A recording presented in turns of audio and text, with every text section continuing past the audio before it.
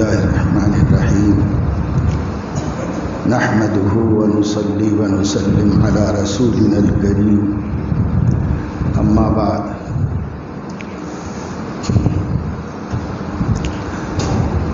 قال النبي صلى الله عليه وسلم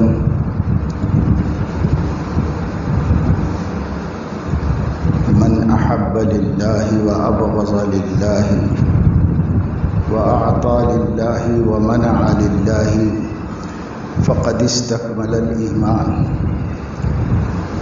أو كما قال صلى الله عليه وسلم۔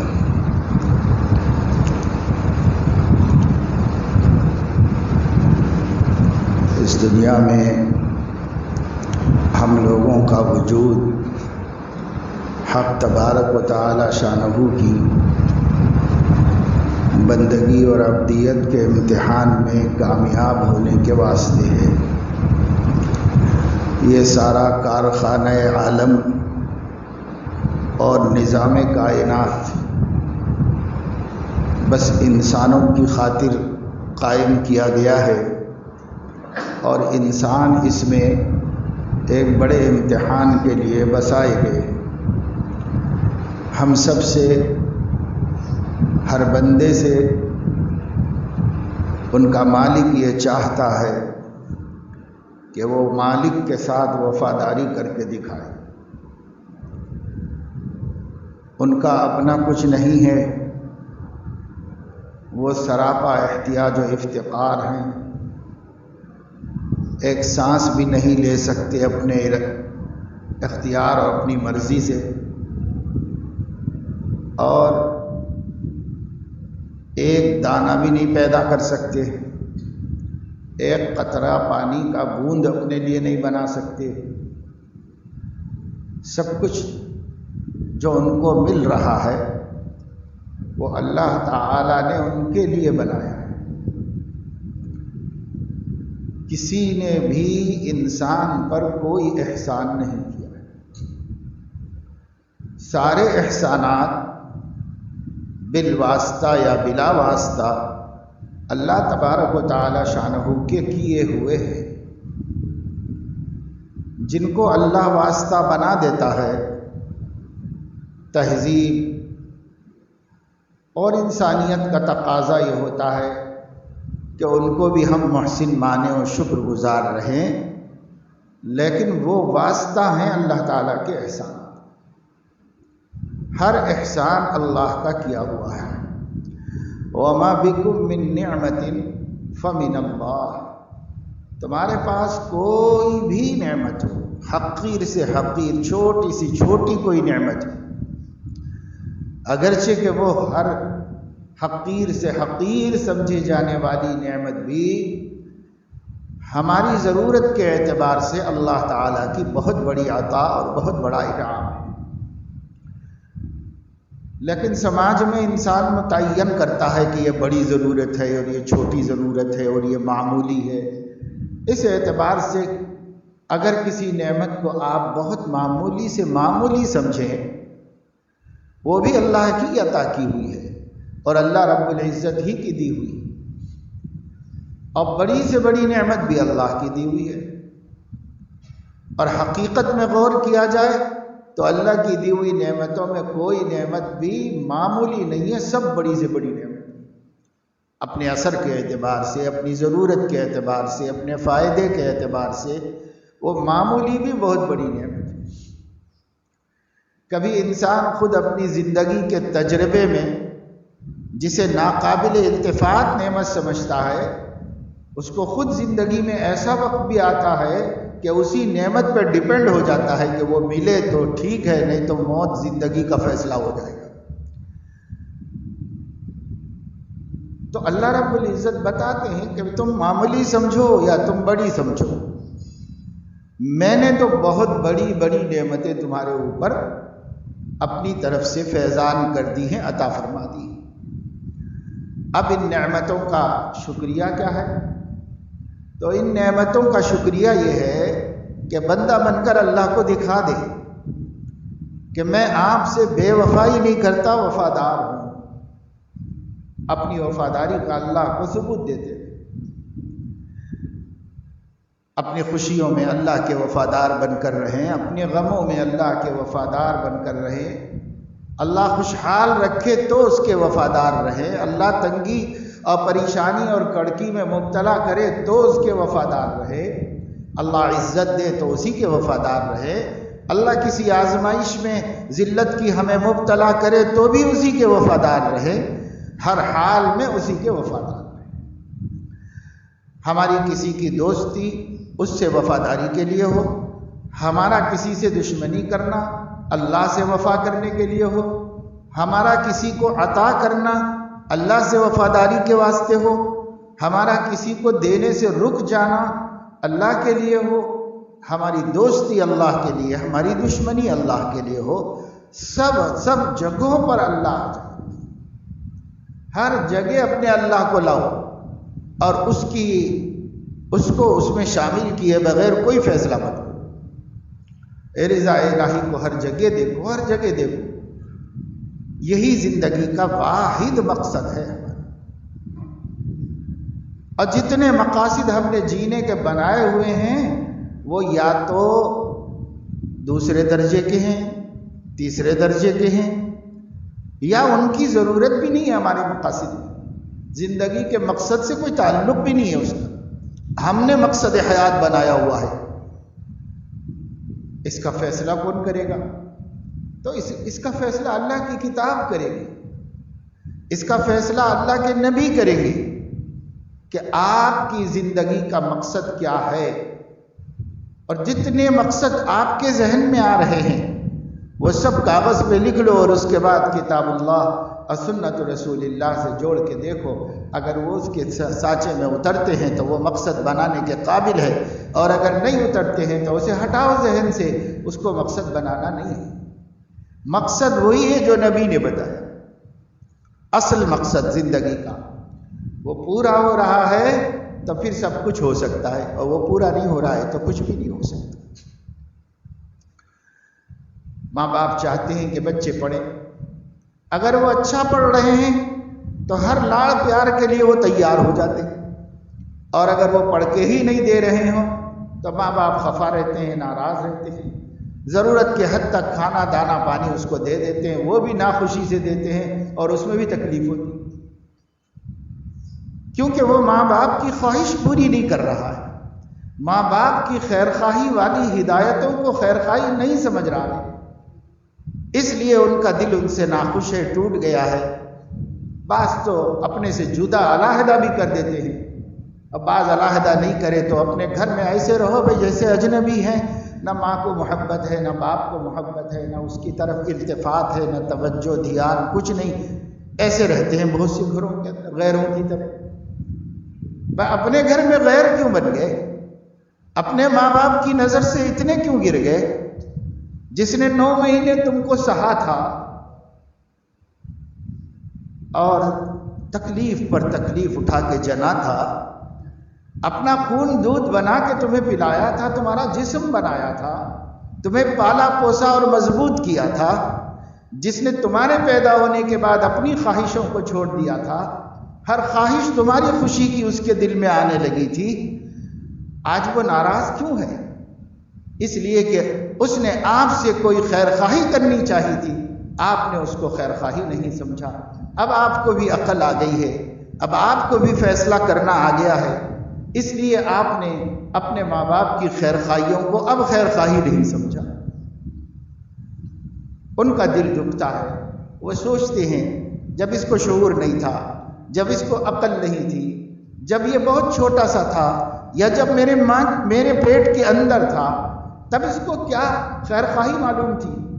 اگر میں بے احتیاطی برتتی تو کبھی مر چکا ہوتا پیٹ کے اندر ہی، لیکن میں نے اسے احتیاط سے پھول کی طرح پالا، بوجھ پر بوجھ بنتا چلا گیا۔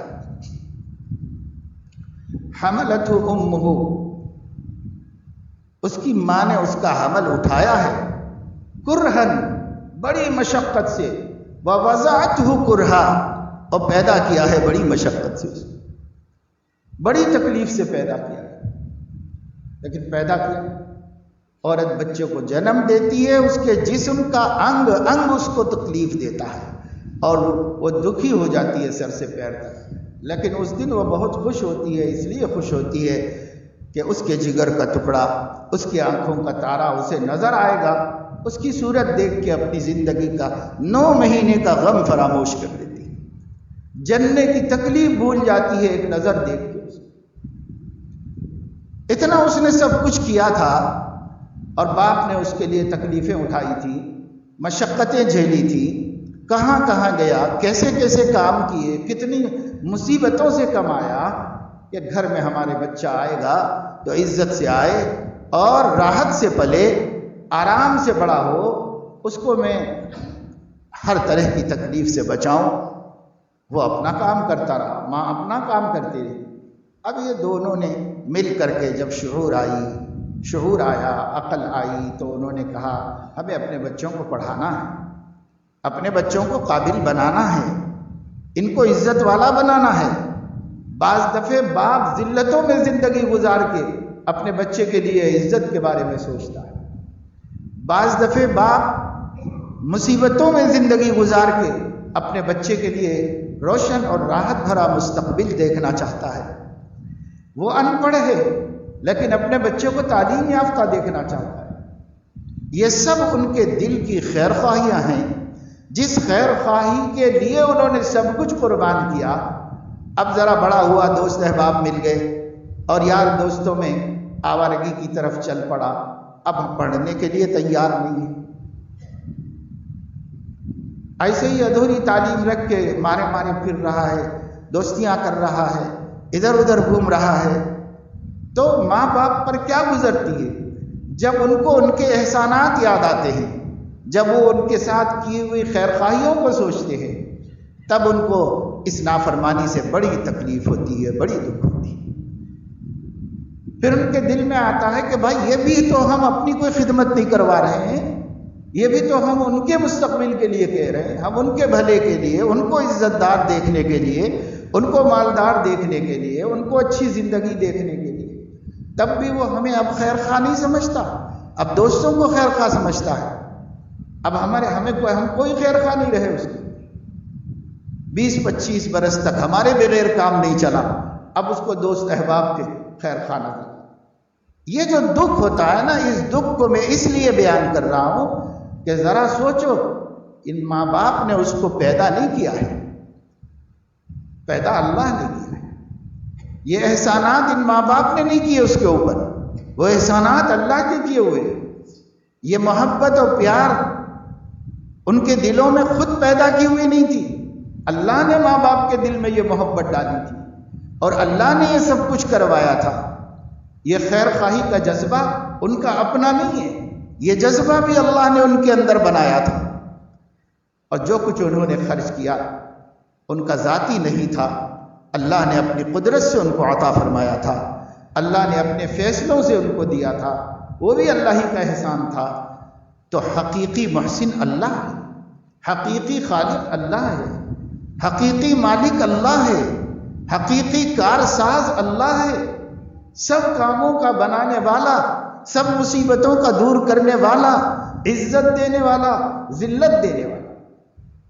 اللہم مالک الملک تؤتی الملک من تشاء وتنزع الملک ممن تشاء وتعز من تشاء وتذل من تشاء بیدک الخیر۔ سب اللہ کے ہاتھ میں، سب اللہ کے ہاتھ میں ہے۔ جو کچھ مہربانیاں ماں سے ہوئی تھی، باپ سے ہوئی تھی، چچا سے ہوئی تھی، دادا سے ہوئی تھی، جس کے ذریعے جو مہربانی کی گئی تھی، اس مہربانی کا کرنے والا اور اس مہر کا عطا کرنے والا اللہ رب العزت ہے۔ اب جب اس سے بے وفائی کی جائے گی تو پھر یہ تقابل کر کے دیکھو کہ ماں کو کتنی تکلیف ہوئی بے وفائی سے، باپ کو کتنی تکلیف ہوئی بے وفائی سے، اور اللہ کو کتنی تکلیف ہوگی جب بے وفائی کرے گا بندہ۔ لیکن ہم میں بہت سے ایسے اچھے لوگ ہیں جو اپنی ماں کی بے وفائی، ماں سے بے وفائی برداشت نہیں کرتے، باپ سے بے وفائی برداشت نہیں کرتے۔ ان کو خوش کرنے کے لیے بہت کچھ خوشیاں قربان کرنے والے آج بھی دنیا میں ملیں گے، ایمان والوں ہی میں نہیں بے ایمانوں میں بھی ملیں گے، جو اپنے ماں باپ کو خوش کرنے کے لیے ہر خوشی قربان کر دیتے ہیں۔ آج بھی ملیں گے آپ. لیکن مسلمانوں کو یہ کیا ہو گیا ہے کہ ان میں ڈھونڈنا مشکل ہے کہ اللہ سے وفاداری کتنے لوگ کر رہے ہیں، اللہ کے حبیب سے کتنے لوگ وفاداری کر رہے ہیں. آج ہمارے اندر ڈھونڈنا مشکل ہے. ایک کا دکا کہیں کہیں خدا کا بندہ، جیسے آسمان پہ کوئی کوئی جگہ ستارہ چمک رہا ہوتا ہے، زمین پر کہیں کہیں کوئی خدا کا بندہ اپنے رب سے وفاداری کر رہا ہوتا ہے، اپنے نبی سے وفاداری کر رہا ہوتا ہے. ہماری اکثریت بے وفا ہے. کوئی کم بے وفائی کر رہا ہے، کوئی زیادہ بے وفائی کر رہا ہے، مگر بے وفائی تو سب اللہ کے ساتھ کر رہے ہیں. حق ادا کرنے کو وفاداری کرنا کہتے ہیں. ہم کیا اللہ کا حق ادا کر رہے ہیں؟ اس کی نعمتوں کا ہم کیا حق ادا کر رہے ہیں؟ اس لیے زندگی کو بندگی بناؤ. جب تک یہ زندگی بندگی نہیں بنے گی تب تک ہماری زندگی کا مقصد شروع ہی نہیں. اس زندگی پر محنت کرنی ہوگی. کیا کرنا ہے بندگی بنانے کے واسطے؟ کوئی دوسری مخلوق تو بن جانا نہیں. ہمیں ہی اشرف المخلوقات بنایا گیا. ہم کوئی اور مخلوق تو نہیں بننے، کوئی بن بھی نہیں سکتا. وفاداری کے لیے کیا کرنا ہے؟ کھانا پینا چھوڑ دینا ہے؟ یہ بھی نہیں. وفاداری کے لیے کیا شادی بیاہ نہیں کریں، مجرد ہو جائیں، کہیں جا کر کے جنگلوں پہاڑوں میں زندگی گزاریں؟ یہ بھی نہیں کرنا ہے.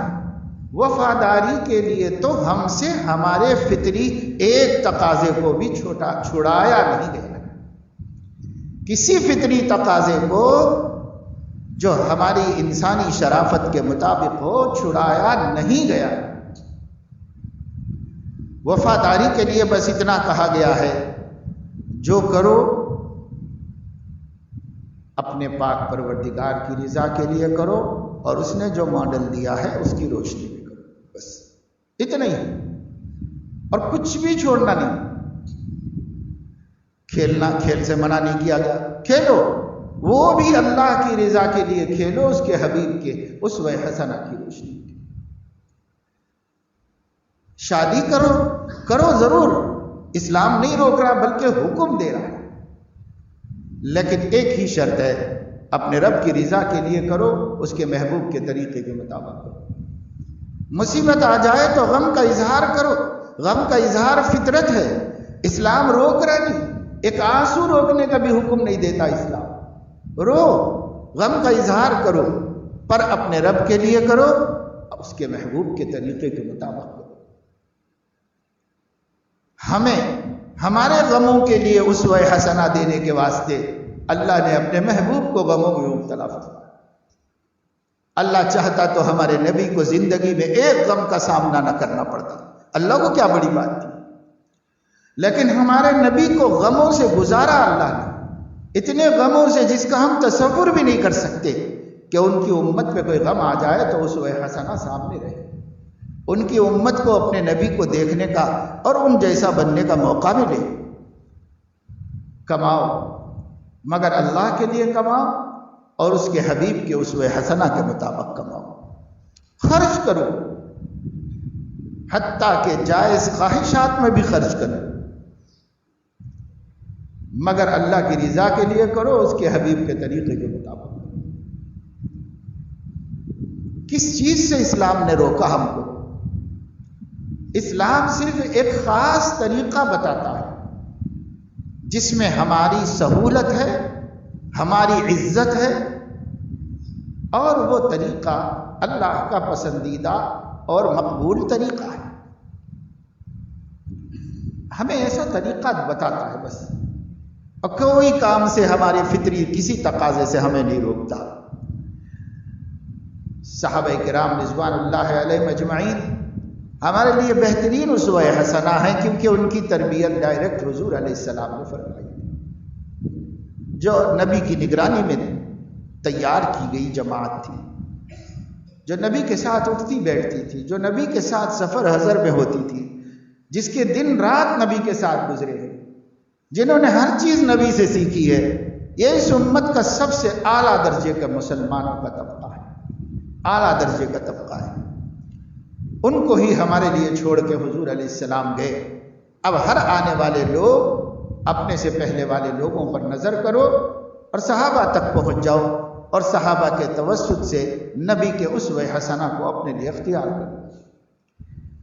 اس جماعت کو آپ دیکھ لیجئے، اس جماعت کے اندر امیر بھی ہیں، غریب بھی ہیں، بڑے بڑے حکمراں اور بادشاہ بھی ہیں، اس جماعت میں محتاج اور غریب لوگ بھی ہیں، اس جماعت میں غلام اور باندیاں بھی ہیں، اس جماعت میں آقا بھی ہے اور مملوک بھی ہے، اس جماعت میں مالدار بھی ہیں، غریب بھی ہیں، اس جماعت میں بڑے بڑے پڑھے لکھے بھی ہیں اور بے پڑھے لکھے لوگ بھی ہیں، اس جماعت کے اندر مزدور بھی ہیں، تاجر بھی ہیں، زارع اور کاشتکار بھی ہیں، زمیندار بھی ہیں، بڑے بڑے فارم ہاؤسز اور بڑے بڑے باغوں کے مالک بھی ہیں، پختہ اور دو دو تین تین منزلہ پختہ مکانات کے اندر رہنے والے بھی ہیں اور جھوپڑیوں اور خیموں میں زندگی گزارنے والے بھی ہیں۔ کون نہیں ہے صحابہ کی جماعت میں؟ آج دنیا میں ایک انسان کو جن جن حالات سے سابقہ پڑ سکتا ہے، صحابہ میں ان سب حالتوں کی نظیر موجود ہے، مثال موجود ہے۔ اب جو شخص جس حالت میں اللہ نے اس کو رکھا ہے آج، اس کو یہ دیکھ لینا چاہیے کہ بھئی میرے سے ملتا جلتا منظر صحابہ میں کہاں ہے؟ جہاں ہے ان کی زندگی کو دیکھ لو۔ اصحابی کالنجوم بأیہم اقتدیتم اہتدیتم، کسی کو بھی مقتدا بنا لو ہدایت ہی پاؤ گے۔ کسی صحابی سے کبھی گمراہی نہیں کسی کو ملے گی، ہر صحابی سے تم کو ہدایت ہی ملے گی، اس لیے کہ وہ امام الانبیاء کے شاگرد ہیں اور ان میں کوئی نقص و عیب پیغمبر نے نہیں چھوڑا۔ شخصی طور پر ایک انسان ہونے کے ناطے غلطی نبی کے علاوہ سب سے ہو سکتی ہے، اور ایسی غلطیاں بھی ان لوگوں کی زندگی میں پوری امت کی زندگی سے بہت کم پائی گئی۔ ایسی غلطیاں بھی نہیں پائی گئیں، مگر پھر بھی اللہ کو دکھانا تھا کہ یہ لوگ بھی معصوم نہیں ہے، معصوم صرف میرا نبی ہوتا ہے۔ اللہ کو یہ دکھانا تھا، اس لیے کبھی کبھی ان سے کوئی غلطیاں ہوئیں، اور میں تو کہتا ہوں کہ ان سے جو غلطیاں ہوئیں ان کا ہونا بھی دین کی تکمیل کے لیے ضروری تھا۔ اگر نبی کے دور میں وہ غلطی سامنے نہ آتی اور نبی اس پر کیا رد عمل ظاہر کرتے ہیں وہ سامنے نہ آتا، تو بعد کے لوگوں کو ان مسائل کا طے کرنا بہت مشکل ہو جاتا تھا، سزاؤں کا طے کرنا مشکل ہو جاتا تھا۔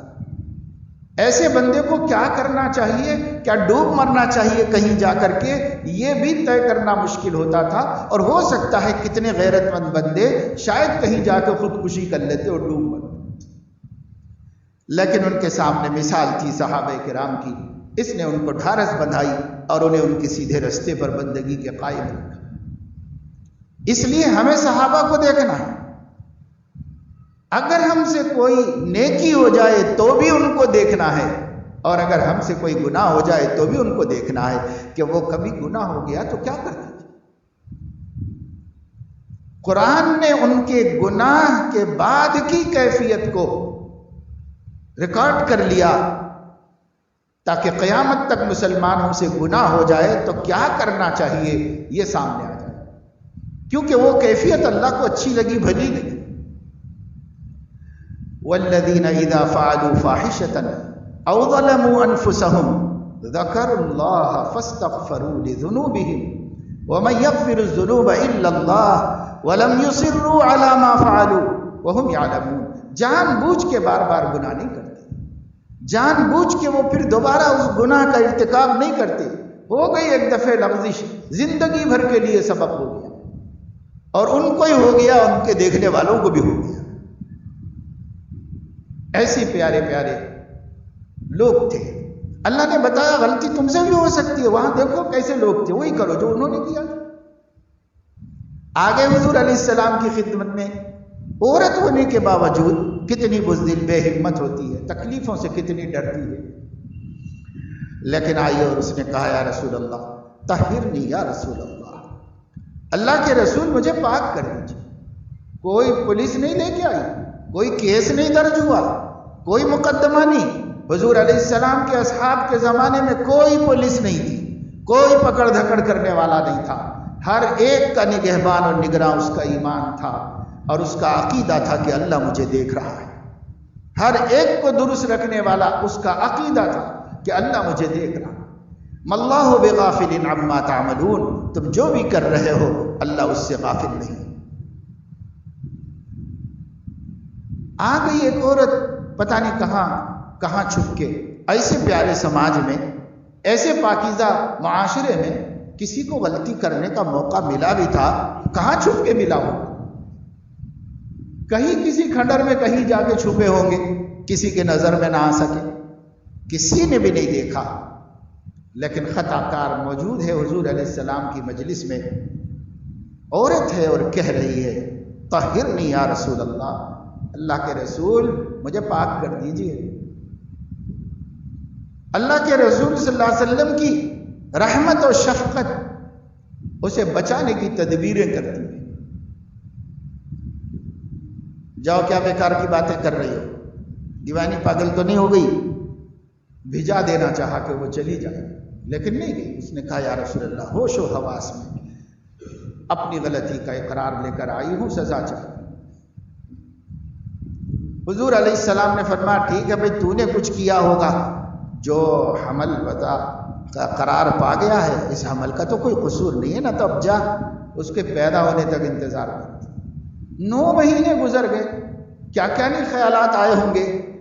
تو چند منٹوں میں آدمی کے خیالات اور نیتیں بدل جاتی. 9 مہینے تک اس ارادے کو باقی رکھا کہ مجھے دنیا میں پاک ہو جانا ہے، اللہ کے سامنے ناپاک نہیں جانا ہے. اس ارادے کو باقی رکھا. 9 مہینے کے بعد بچے کو لے کر آئی اور کہا یا رسول اللہ یہ بچہ وجود میں آ گیا، اس کو کسی کے حوالے کر کے مجھے پاک کر دیجیے. حضور علیہ السلام نے فرمایا کہ دودھ کون پلائے گا اس کو لے جاؤ دودھ پلاؤ. 2 سال تک دودھ پلا، 2 برس تک نیت بدل جائے، خود ہی توبہ کر لے اور بات ختم ہو جائے. حضور علیہ السلام نے بہانہ بنایا. لیکن 2 برس کے بعد پھر آ گئی اور کہا یا رسول اللہ یہ بچہ روٹی کھانے لگا، اسے کسی کو دے دیجئے، مجھے پاک کر دیجئے، میں ناپاک ہوں، اللہ کی قصوروار ہوں، اللہ کی مجرمہ ہوں، مجھے معاف کر دیجئے، مجھے پاک کروا دیجئے کسی طرح. حضور علیہ السلام نے جب دیکھا کہ بچنے کے بہت مواقع میں نے دیے، گناہ کا معاملہ اس کا اور خدا کے درمیان میں تھا، توبہ بھی کر لے سکتی تھی، اللہ سے معافی بھی مانگ لے سکتی تھی، لیکن وہ خود مقدمہ بن کے عدالت میں آ گئی ہے. اب تو مجھے نافذ ہی کرنا پڑے گا اللہ کی سزا.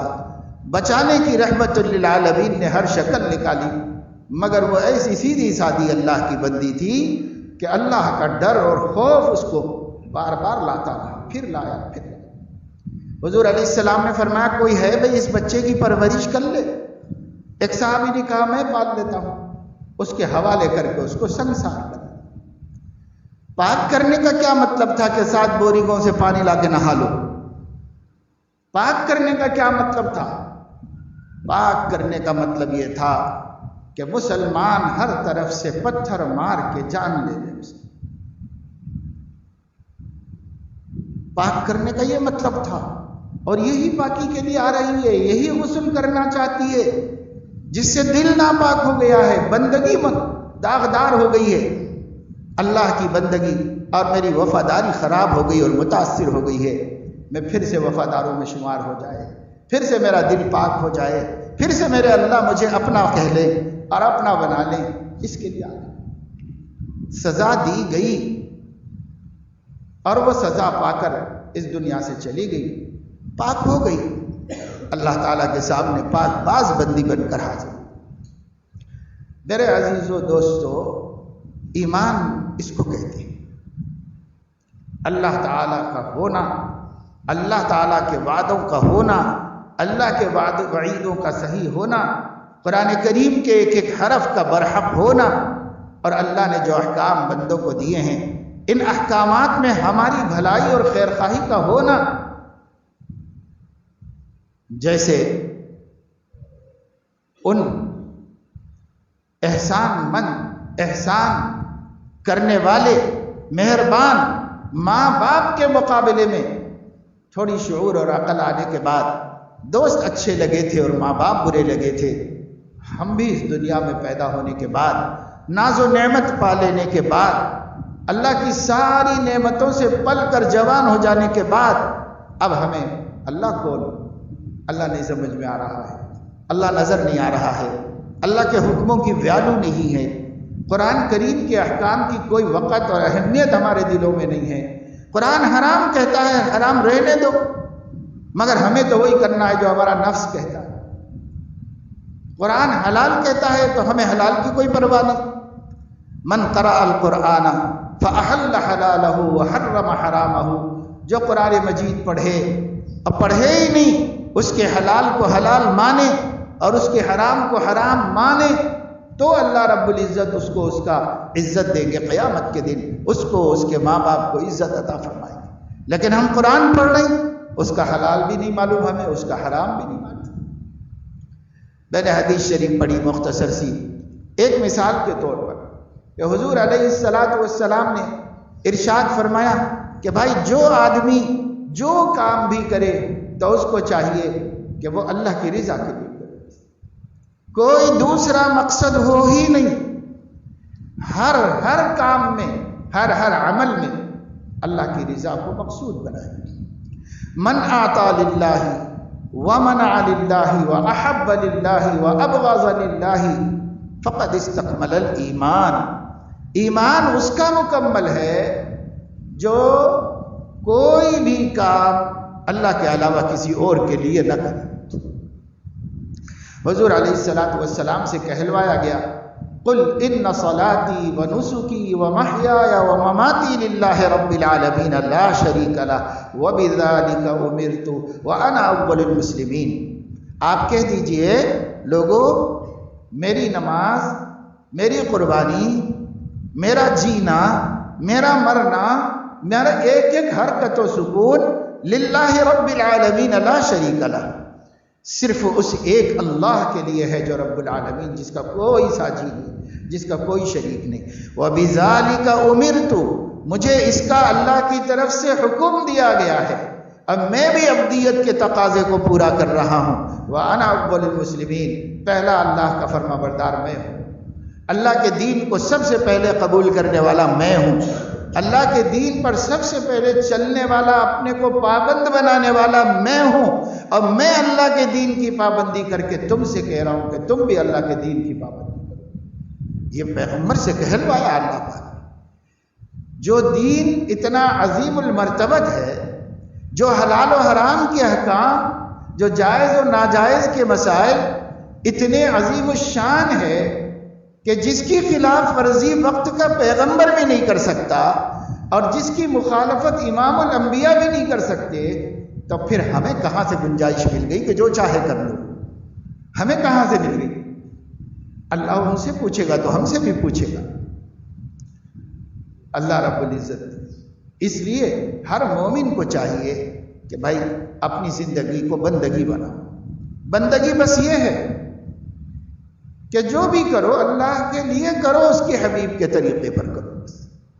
دو باتوں کا اہتمام کر لینا ہے، کھانا پینا منع نہیں ہے، کمانا منع نہیں ہے، کاروبار منع نہیں ہے، تجارتیں اور زراعتیں منع نہیں ہیں۔ آپ دنیا میں بھی بنا لو اپنی خواہشات، دنیا میں بھی اپنی آنکھوں کی ٹھنڈک کا سامان کر لو، منع تو نہیں کیا ہے، اگرچہ کہ سب چھوٹ جانے والا ہے، لیکن اللہ منع تو نہیں کر رہا ہے آپ کو۔ آپ کتنی جائیدادیں بناؤ کہ 10 پشتوں تک اولاد کھاتی رہے، اتنی جمع کر لو، اللہ کی طرف سے کوئی ممانعت نہیں۔ اربوں خربوں میں چلے جاؤ، ساری دنیا کا سب سے بڑا دولت مند بن جاؤ، کسی مومن کو اللہ نے کبھی منع نہیں کیا۔ اسلام کسی کو منع نہیں کر رہا کہ بھائی اتنی کمائی کے بعد اب نہیں کما سکتے آپ، نہیں، جتنا چاہے کما لو بھائی۔ اور اگر ان کو اپنی خواہشات، جائز خواہشات میں خرچ کرتے ہو تو خرچ بھی کر لو، اس پر بھی کوئی روک ٹوک نہیں بنائی کہ کتنا بھی چاہے کما سکتے ہو لیکن ماہانہ 1 لاکھ سے بڑھ کے خرچ نہیں کر سکتے ہو، تو اللہ تعالیٰ پابندی تو نہیں لگائی، نہ کمانے پہ پابندی، نہ خرچنے پہ پابندی، نہ جائز خواہشات پر پابندی، نہ اچھا کھانے پر پابندی، نہ اچھے پہننے پر پابندی، نہ اچھی سواریوں میں گھومنے پھرنے پر پابندی، نہ اچھا محل اور قصر اور عمارت بنانے پر پابندی۔ آپ جیسا چاہے محل بنا لو، جتنا شاندار چاہے مکان بنا لو، آج تک سیدنا عثمان غنی کے محل کی باقیات موجود ہیں، آج تک حکومت نے اسے باڑ لگا کے رکھا ہوا ہے، بلکہ بعض باغیوں کی بھی باقی رکھے ہوئے، تو یہ سب آج تک موجود ہے۔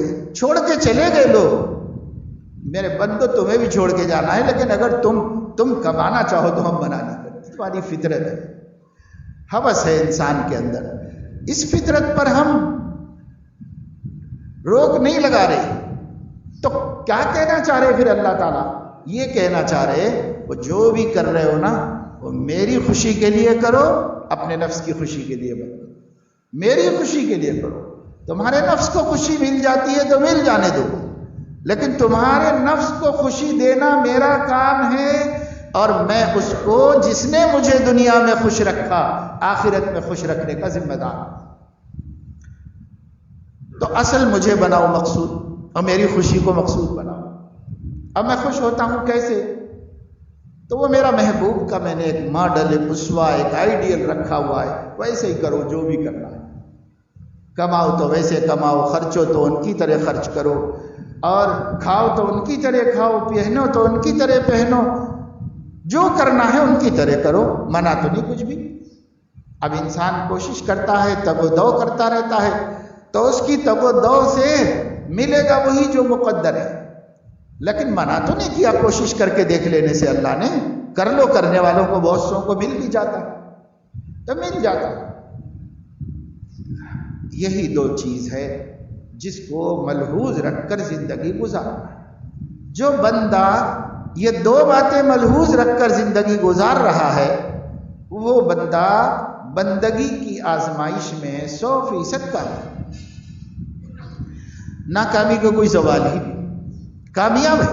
ہم خود بھی طے کر سکتے ہیں کہ ہم کامیاب ہیں یا ناکام، قیامت پہ تو ہوگا طے۔ ہم بھی کر لے سکتے ہیں کہ ہم کامیاب ہیں یا ناکام ہیں۔ کیسے طے کر سکتے ہیں؟ اپنے اعمال پر نظر ڈال کے دیکھو، جو بھی میں نے کیا ہے یہ اللہ کو خوش کرنے کے لیے کیا ہے اور اس کے نبی کے طریقے کے مطابق ہے یا نہیں ہے؟ اللہ راضی ہو گیا ہم سے، وہ عمل ہمارا مقبول ہو گیا۔ اور اگر اس کے خلاف ہے کہ کام تو صحیح کیا مگر اللہ کو مقصود نہیں بنایا، تو بھی نہیں قبول ہوگا۔ اللہ ہی کے لیے کیا مگر سنت کے مطابق نہیں کیا، تو بھی قبول نہیں ہوگا۔ بس یہی دو چیزوں پہ پرکھتے جائیں ہم اپنے اعمال کو، ہم اپنے آپ کو بندگی میں کامیاب خود کر لے سکتے ہیں، بس یہ پرکھتے چلے جائیں۔ البتہ اس کے لیے آپ کو ضرورت پڑے گی کہ بھئی یہ کام کا طریقہ مسنون ہے کیسے، تو علماء سے پوچھ لینا پڑے گا کہ بھئی یہ کام سنت کے مطابق کیسے کروں، پوچھ لینا پڑے گا، تو پوچھ کے کر لو۔ بس علم تو سب کو حاصل کرنا پڑتا ہے، قوانین بھی دنیا کے ملک کے بنے ہوئے ہیں تو وکلا جانتے ہیں، مجسٹریٹ جانتا ہے، اور جو ماہر قانون ہے وہ جانتا ہے، لیکن بہت سے قوانین عوام کے علم میں تو نہیں ہوتے کہ یہ قانون کیا ہے، یہ قانون کیا ہے، یہ قانون کیا ہے۔ لیکن جہاں مسئلہ آتا ہے وہاں پر قانون جاننے والوں سے ہم پوچھ لیتے ہیں کہ بھائی یہ کوئی خلاف قانون تو نہیں ہو جائے گا، کہیں یہ کوئی جرم تو نہیں ہو جائے گا، کہیں یہ کوئی پکڑ کا سبب تو نہیں ہو جائے گا، پوچھ لیتے ہیں۔ وہ جیسے دنیا میں ہوشیاری کرتے ہیں وہی ہوشیاری دین میں بھی ہماری ہو کہ ہم پوچھ لیتے رہیں علماء کو جو اللہ کے دین اور اللہ کے قانون کے جاننے والے ہیں، یہ جو میں کر رہا ہوں غلط تو نہیں ہے، یہ جو میں کر رہا ہوں شریعت کے مطابق تو ہے نا، اس کا اطمینان کر لیتے رہو۔ تو اس کے لیے تعلق رکھنا پڑتا ہے علماء سے، اس کے لیے اپنے کو تھوڑا ٹائم نکالنا پڑتا ہے۔ گھر بیٹھے وہی تو نہیں آ جائے گی، وہی تو صرف پیغمبر کو آتی۔ پیغمبر سے اگر کوئی بات ایسی ہو گئی جو اللہ نہیں چاہتے تھے تو تبھی وہی آئی اور انہوں نے کہہ دیا کہ بھئی ایسا نہیں کیجیے، ایسا کیجیے، تو ان کی تو رہبری ہو جاتی ہے اللہ کی طرف سے، ہماری تو نہیں ہوگی اللہ کی طرف سے۔ ہمارے لیے تو وہی ہے جو اب شریعت بن گئی ہے، سنت بن گئی ہے، اس کو جاننا۔ تو جاننے کے لیے اب علماء ہیں، بھئی علماء سے رابطہ رکھو، پوچھ لیا کرو، معلوم کر لیا کرو کہ یہ میں صحیح کر رہا ہوں یا نہیں، یہ کام میں صحیح کر رہا ہوں کہ نہیں کر رہا ہوں، میں شادی کرنے جا رہا ہوں، یہ طریقے کا ارادہ ہے میرا، یہ سب صحیح ہو رہا کہ نہیں ہو رہا ہے، اس کو معلوم کر لو، اطمینان کر لو۔ اگر بتایا جائے کہ یہ شریعت و سنت کے خلاف نہیں ہے تو کر لو، اسے خوشی بھی پوری کر لو، اللہ بھی راضی۔ اور اگر بتایا جائے کہ نہیں یہاں یہ گڑبڑ ہے، یہ صحیح نہیں ہے، یہ شریعت و سنت سے ٹکرا رہا ہے، نہیں کریں گے ہم۔ کیا کرنا ہے؟ وہ کر کے بھی تو یہاں 4 دن ہی رہنا ہے، ہمیشہ تو رہنا نہیں ہے، اس لیے ہم نہیں کریں گے۔ یہ ٹیمپروری خوشی کے پیچھے دائمی خوشی کو کیوں قربان کریں؟ ایک بندے کو خوش کرنے کے لیے اپنے مالک کو کیوں ناخوش کریں ہم؟ کوئی سمجھدار نہیں مانتا اس کو، کوئی سمجھدار نہیں مانتا۔ اس لیے ہمیں اس کا خیال اور اس کا دھیان رکھنا چاہیے۔ اتنا ہم کر لیں انشاءاللہ میرے دوستو، ہماری زندگی بندگی کی ڈگر پر آئے گی، چاہے پوری نہ آ جائے، پھر بھی اگر بہت کچھ آ جائے تو بھی اللہ راضی ہو جاتا ہے۔ اللہ تعالیٰ تو 100% کا بندوں سے مطالبہ کیا کرے گا؟ اس کو پتا ہے کہ میرے بندے کمزور ہیں، لیکن وہ دیکھتا ہے کہ میرے بندوں نے یہ بات شوق سے قبول بھی کی ہے یا نہیں قبول بھی کی ہے، میرے بندے چاہتے بھی ہیں کہ نہیں چاہتے۔ اگر چاہتے بھی نہیں ہیں تو پھر اللہ کو کیا پرواہ ہے بندوں کی؟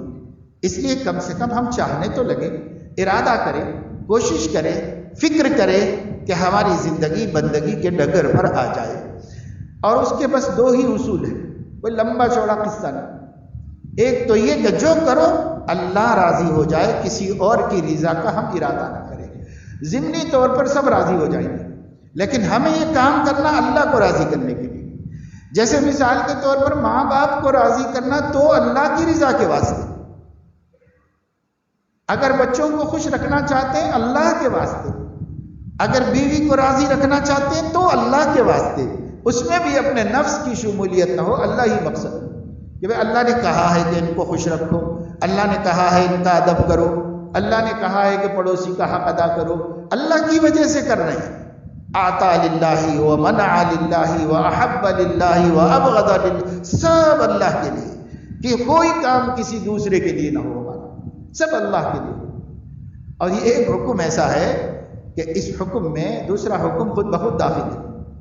جب اللہ ہی کے لیے کرو گے، اور یہ بھی معلوم ہے کہ اللہ وہی قبول کرتا ہے جو اس کے نبی کے طریقے کے مطابق ہو، تو وہ خود بخود اس میں آ گیا کہ بھئی اللہ خوشی نہیں ہوتا اگر خلاف سنت کرو گے، تو سنت کے مطابق کرو تو اللہ خوش ہوتا ہے۔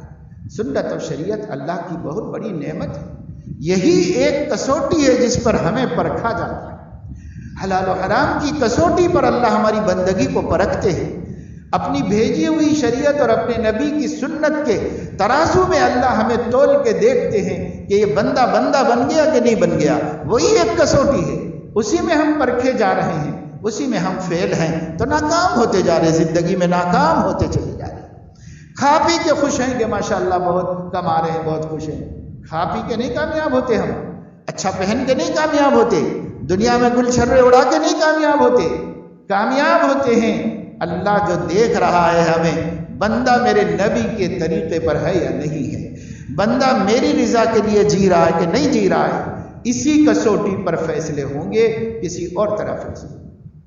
یہ دنیا ہم کو مال کی بنیاد پہ دیکھتی ہوگی، یہ دنیا ہم کو عہدوں کی بنیاد پہ دیکھتی ہوگی، یہ دنیا میں ہمارا وزن ڈگریوں سے ہوگا، دنیا والوں کے سامنے ہمارا وزن عزتوں سے ہوگا، اللہ کے ہاں ہمارا وزن اس کے بھیجی ہوئی شریعت کی مطابقت سے ہے۔ کتنے پابند ہیں اتنے وزندار ہیں بندگی میں، اور جتنے نافرمان ہیں اتنے وزن ہمارا ختم ہو گیا۔ یہی ایک ترازو ہے جس میں اللہ تولے گا، یہی ایک ترازو ہے جس میں اللہ قیامت کے دن ہمیں تولنے والا ہے کہ میں نے جو دین بھیجا ہے تم اس پہ صحیح اترتے ہو اور صحیح فٹ ہوتے ہو کہ نہیں ہوتے، بس یہی دیکھ۔ تو کام آسان بھی ہے، ماحول کے بگڑ جانے کی وجہ سے ابتدا میں ذرا مشکل بھی ہے، لیکن مشکلات سے گھبرانے والا 2 روٹی بھی نہیں کما سکتا، مشکلات سے گھبرانے والا اللہ کی رضا کیسے کما سکتا ہے؟ اس لیے مشکلات سے گھبرائے بغیر حوصلہ بلند کر کے، اندر کی طاقت، ہمت، ارادے کو مضبوط کر کے ہمیں یہ طے کرنا ہے کہ میں ایک ایسی زندگی گزارنے میں کامیاب ہونا چاہتا ہوں جو میرے رب کی وفاداری والی ہو، جس میں بندگی ہو، اور جس سے میرا اللہ مجھے دیکھ کے خوش ہو رہا ہو۔ بس یہ زندگی گزارنا چاہتا ہوں، اور اس مقصد کو پورا کرنے کے لیے مجھے جتنی مشکلات پیش آئیں گی، میں کسی مشکل کو مشکل نہیں سمجھوں گا، میں پہاڑوں کی چوٹیاں سر کر لوں گا اس راستے میں، اور اللہ کی رضا کو حاصل کر کے ہی دم لوں گا۔ یہ اگر کوئی طے کر لے، آج اس زمانے میں، اس ماحول میں، اس ملک میں بھی ناکام نہیں ہوگا، کامیاب ضرور ہو جائے گا بندگی کے امتحان۔ اللہ نے اپنے دین میں ایسی لچک رکھی ہے، اللہ نے اپنے دین میں ایسی کشش رکھی ہے، لیکن جب تک ہم اسے کھینچیں گے نہیں تب تک کامیاب نہیں ہوں گے۔ ہم پہلے ارادہ کریں، پھر بہت آسانیاں ہیں، بہت آسانیاں ہیں۔ اللہ نے فرمایا میں نے اپنا دین تمہارے لیے مشکل بنایا ہی نہیں، میں نے دین تمہارے لیے آسان بنا دیا ہے۔ آسان بنانے کا یہ مطلب نہیں ہے کہ جو چاہے کر لو، آسان بنانے کا مطلب یہ ہے کہ وہ جو مشکل سمجھ کے چھوڑ رہے ہو، کرنے کا ارادہ کر لو تو آسان ہے۔ وہ آسانیاں میں پیدا کرتا ہوں اور میں اس کو آسان بنا دیتا ہوں، ارادہ تو کر لو۔ ایک آدمی بیٹھ کر سوچتا رہے کہ صاحب اتنے لوگ سائیکل چلا رہے ہیں، ریسنگ کر رہے ہیں، یہ کر رہے ہیں، اب میں کیا چلا سکتا ہوں؟ میں تو بیٹھوں گا تو گر ہی جاؤں گا، اب میں تو شاید چلا ہی نہیں پاؤں گا، کیسے چلا پاؤں گا؟ 2 پہیے ہیں، 2 پہیوں کے اوپر بیٹھوں گا، کوئی ٹکاؤ نہیں ہے اور کوئی بچانے والا نہیں ہے، تو میں کیسے چلا لوں گا؟ اگر آدمی بیٹھ کے ایسے ہی سوچتا رہے تو عمر بھر میں کبھی بھی نہیں چلا پائے۔ اور اگر حوصلہ کر لے کہ بھائی گریں گے تو گریں گے، کیا ہوگا، مگر میں تو کامیاب ہونا چاہتا ہوں، تو وہ چند ہی دن میں چلانا شروع کر دے گا۔ بعض تو 1 ہی 2 دفعے میں دیکھ کے ہمت آ جاتی ہے کہ صاحب اب یہ کوئی مسئلہ نہیں، میں تو ریسنگ بھی کر سکتا ہوں۔ تو یہ سب انسانوں کی ہمتیں اللہ نے دی ہوئی ہے۔ ہم اپنی دنیا ہمتوں سے ہی طے کر رہے ہیں، اپنی دنیا ہمتوں ہی سے ہم کامیاب ہوتے جا رہے ہیں۔ اس میں بھی ہمت کیجیے، ہمت کر کے آدمی کامیاب ہوتا ہے۔ اللہ تعالیٰ اپنے فضل و کرم سے ہمیں توفیق عمل نصیب فرمائے اور اپنی زندگی کو بندگی بنانا شروع کر دیں ہم، اور کامیاب کرنا اللہ کی ذمہ داری ہے۔ انشاءاللہ وہ منزل تک پہنچا دے گا ہم کو، لیکن ہم شروع تو کر دیں کہ ہمیں اپنی زندگی بندگی بنا لینی ہے، اور کوئی کام اللہ کے غیر کے لیے نہیں کرنا ہے، اور کوئی کام اللہ کے حبیب کے طریقے سے ہٹ کے نہیں کرنا ہے۔ اللہ مجھے آپ کو سب کو توفیق عمل نصیب فرمائے، آمین۔